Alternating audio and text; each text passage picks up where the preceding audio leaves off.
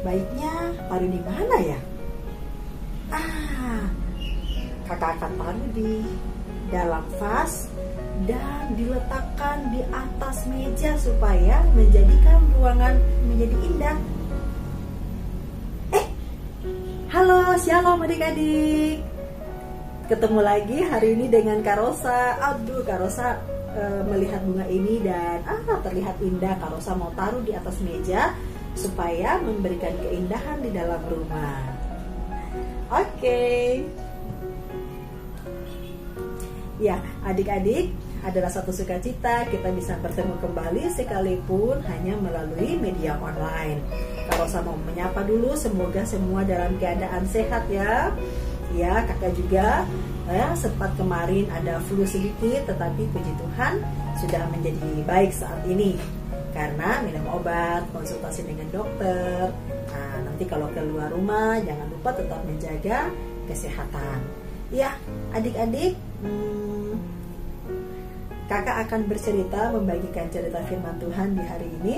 Sebelumnya kakak mau mengajak untuk kita berdoa. Lipat tangan, tutup mata. Bapa di surga, kami bersyukur padamu atas kasih penyertaan Tuhan yang selalu ada dan baru di dalam kehidupan kami.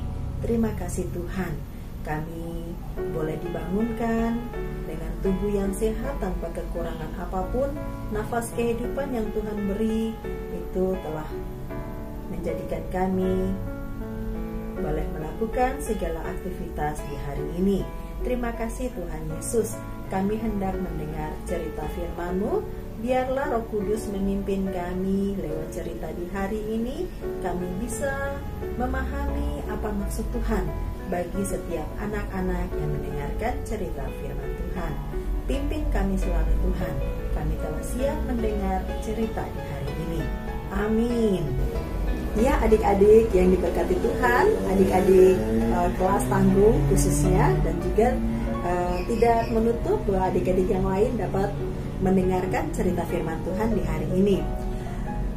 Cerita yang terpilih itu terangkat dari adik-adik dapat membuka perjanjian baru 1 Korintus 3 ayat 16 hingga ayatnya yang ke-17. Silakan siapkan Alkitabnya masing-masing. Langsung dibuka mulai dari 1 Korintus pasal 3 ayat 16 hingga ayat yang ke-17. Kak Rosa akan membacakan dari sini. Adik-adik dapat mengikutinya dari rumah masing-masing atau dimanapun adik-adik berada. Ya, 1 Korintus 3 ayat 16 hingga ayat yang ke-17 berbunyi demikian dengan perikop dasar dan bangunan. Ayat yang ke-16 hingga 17. Tidak tahukah kamu bahwa kamu adalah bait Allah dan bahwa Roh Allah diam di dalam kamu? Jika ada orang yang membinasakan bait Allah, maka Allah akan membinasakan dia. Sebab bait Allah adalah kudus dan bait Allah itu ialah kamu. Ya, demikian kebenaran firman Tuhan. Berbahagialah setiap orang ataupun setiap anak-anak yang dapat melakukan firman itu di dalam kehidupan mereka hari lepas hari. Tujuan dari pengajaran di hari ini diantaranya anak-anak dapat menyebutkan apa itu hidup baru di dalam Yesus Kristus. Anak dapat menyebutkan contoh hidup baru di dalam Yesus Kristus. Dan yang berikutnya menyatakan kegirangan hidup baru di dalam Yesus Kristus. Ya, baik adik-adik yang dikasihi Tuhan. Salah satu masalah yang dihadapi orang-orang atau jemaat di kota Korintus adalah bagaimana menjalankan kehidupan mereka sesuai dengan kehendak Tuhan. Itu adalah persoalan yang mereka hadapi. Dikarenakan hal tersebut, Bapak Paulus mengungkapkan atau menjelaskan dengan suatu perumpamaan untuk hidup baru di dalam Kristus seperti yang dinyatakan pada bacaan kita tadi, yaitu 1 Korintus 3 ayat 16, yaitu tidak tahukah kamu bahwa kamu adalah bait Allah dan bahwa Roh Allah diam di dalam kamu. Bait Allah adalah bangunan yang diperintahkan Allah kepada orang Israel supaya dibangun menurut petunjuk Allah. Bait Allah merupakan lambang kehadiran Tuhan di Israel, di mana melalui bait Allah, umat Israel datang kepada Allah untuk menyembah Allah. Di dalam perjanjian baru, bait Allah dihubungkan dengan kehidupan orang-orang percaya, sebagai tempat di mana Allah berdiam atau bertata melalui rohnya. Bait Allah adalah kudus, artinya orang percaya dikuduskan. Roh Allah yang ada di dalam diri orang percaya itu akan menjadi kekuatan bagi setiap orang tersebut atau setiap anak. Dengan hidup sesuai kehendak Tuhan, maka Roh Allah ada di dalam kehidupan anak-anak. Maka dia akan dimampukan, dia akan dikuatkan untuk dapat menghadapi kondisi apapun di dalam kehidupannya. Dia tidak mudah goyah. Dia dapat membedakan mana yang baik dan tidak, dan untuk dapat dia jalankan sesuai kehendak Tuhan, karena ada Roh Allah yang selalu memimpinnya.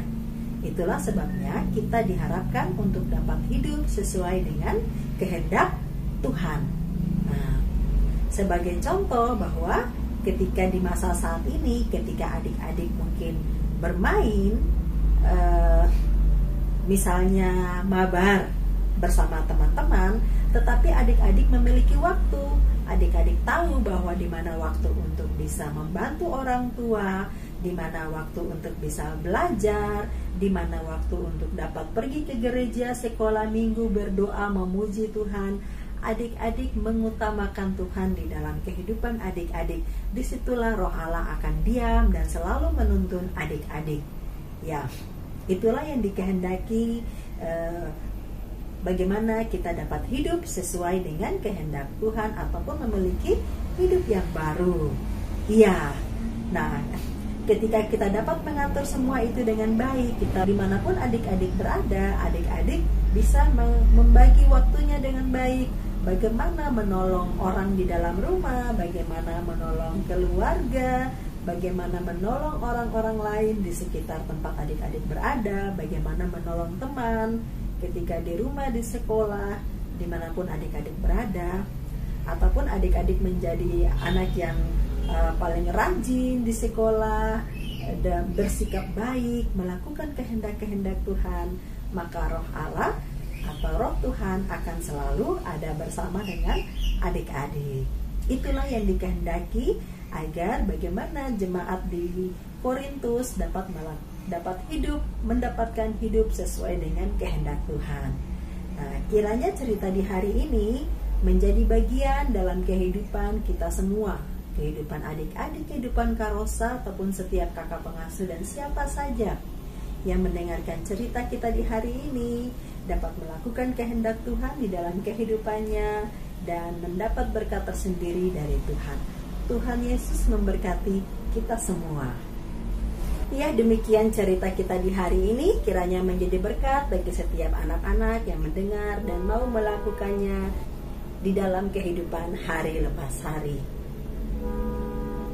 Kakak mengajak kita semua mari lipat tangan dan tutup mata. Kita mau berdoa.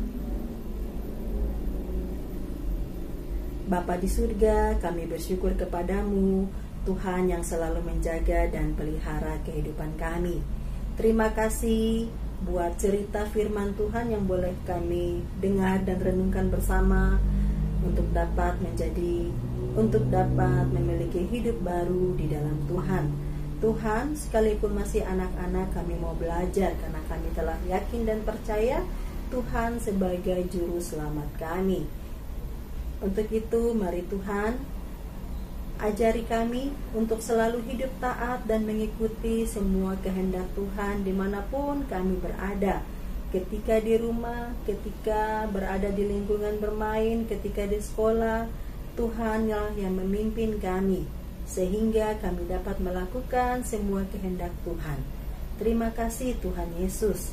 Berkati setiap anak-anak-Mu dimanapun mereka berada di tengah kondisi-kondisi yang saat ini sedang dihadapi. Tuhan berkati, Tuhan jawab segala persoalan hidup mereka. Biarlah kuasa Tuhan selalu ada bersama setiap anak-anak-Mu, sehingga mereka selalu menaikkan ungkapan syukur untuk hormat dan kemuliaan nama-Mu. Terima kasih Tuhan Yesus, berkati juga setiap orang tua yang telah menjaga dan melindungi anak-anak-Mu. Tuhan mau berkati, berikan kekuatan, kesabaran, ketabahan untuk bisa terus mendidik setiap anak-anak Tuhan sesuai dengan kehendak-Mu saja.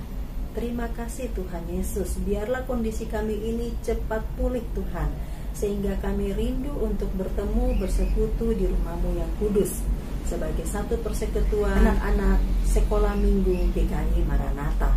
Inilah kehidupan kami, ampuni salah dan dosa kami. Hanya di dalam nama Yesus kami berdoa dan ucap syukur. Amin.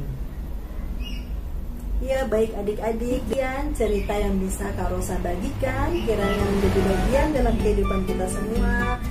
Dan sampai ketemu lagi di minggu yang akan datang. Atas nama seluruh kakak-kakak pengasuh GKI Maranatha, Kak Rosa mengucapkan selamat hari Minggu. Tuhan Yesus memberkati kita semua. Shalom.